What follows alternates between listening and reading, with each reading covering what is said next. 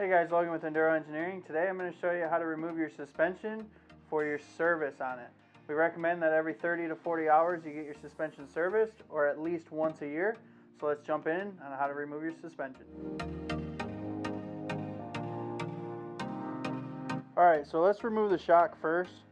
On almost every bike you're going to have to remove the silencer or muffler, 2-stroke or 4-stroke, so let's go ahead and remove that. Alright, so now we got both bolts out of the silencer. You just go ahead and remove that, set it to the side. Now this is where some bikes are going to vary. Some bikes you won't have a pocket to get the shock out of. You'll have to loosen up the air boot, and then you can do it a couple different ways. You can loosen or just take out the bottom 2 bolts of the subframe, tip the whole subframe forward. What's nice on these betas, as well as like KTM bikes with PDS, is you can remove the shock without removing anything else. So we're just gonna, on this beta, pull out the top shock bolt and the bottom shock bolt and get both of those removed, and then we can pull it out of this side pocket here. Okay, we got this bolt completely unthreaded, but as you can see, I can't pull it out. All you gotta do is just grab up on the rear wheel and just take the tension off of it. Then you should be able to pull the bolt right out. Then your tire is gonna drop straight to the ground. So just be aware of that, because it's not bolted in here anymore.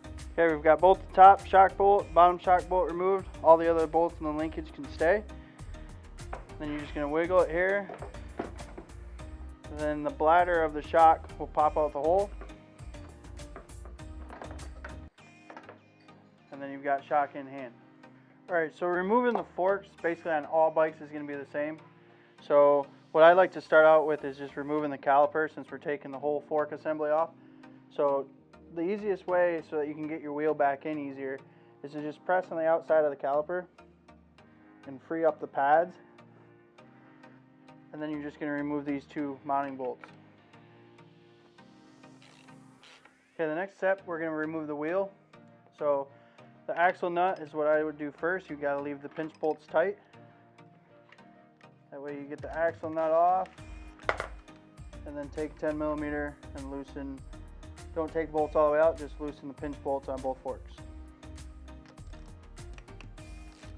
Alright, so we got the axle nut off, all the pinch bolts loosened up. Go ahead and grab the axle and pull the wheel right out. Alright, so what I like to do next is remove the fork guards. So the right side one, you can just remove, set on the workbench until you get your suspension back.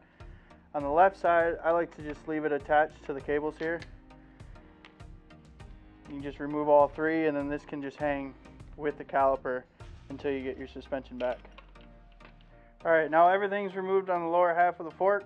Now we're just going to remove them from the triple clamp. Got the pinch bolts on the lower part of the clamp as well as the upper part. Typically is a 10mm. Again, you don't have to pull these all the way out, just loosen them up. Alright, you got all the pinch bolts loosened. It's not necessarily going to slide right out, so just go ahead and twist it back and forth, and then you should be able to slide the fork right out. It's going to be the exact same on the other side, so go ahead and do the same thing. Now you can just bring this to your suspension. You don't have to bring the whole bike in. Saves us a lot of room in the shop, as well as you not having to cart around your whole bike. Or if you live further away, you can ship the suspension directly to us. Use a rifle box, something like that. Ship your suspension. We can get the service work done and ship it right back to you. If you would, give us a call at 517-393-2421 or visit EnduroENG.com.